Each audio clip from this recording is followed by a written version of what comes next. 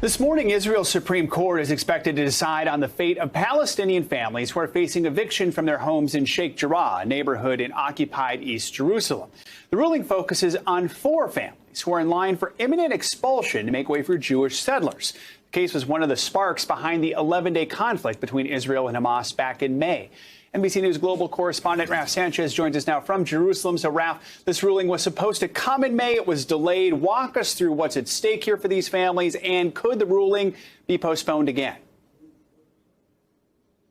Joe, good morning. That's right. This is a long-running legal battle that may finally be coming to a head. At the core of the case here is an effort by that Israeli settler group to expel a number of Palestinian families from their homes in Sheikh Jarrah. Now, the Israeli settlers are relying on an Israeli law that allows for Israelis to reclaim previously Jewish-owned land that was lost in East Jerusalem during the War of 1948. But what's so controversial about this is this law only works in one direction. Palestinians have no right to reclaim land that they lost in West Jerusalem during the same conflict. Now, our team at the Supreme Court caught up earlier with Mohammed El-Kurd. He's one of the Sheikh Jarrah residents facing expulsion from his home. Take a listen to what he had to say.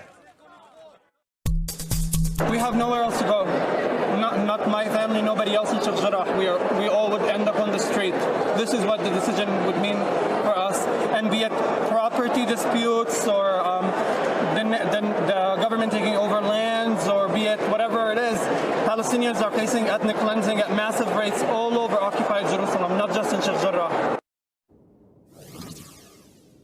Now, the case is still ongoing at the Supreme Court right now. Not totally clear if we are going to get a final verdict today. The judges, Joe, are pushing the two sides to reach some kind of compromise, but it is not at all clear there is a compromise to be had here. So, Raf, whatever the court rules today, is there a danger we could see renewed tensions or even another conflict similar to what we saw back in May?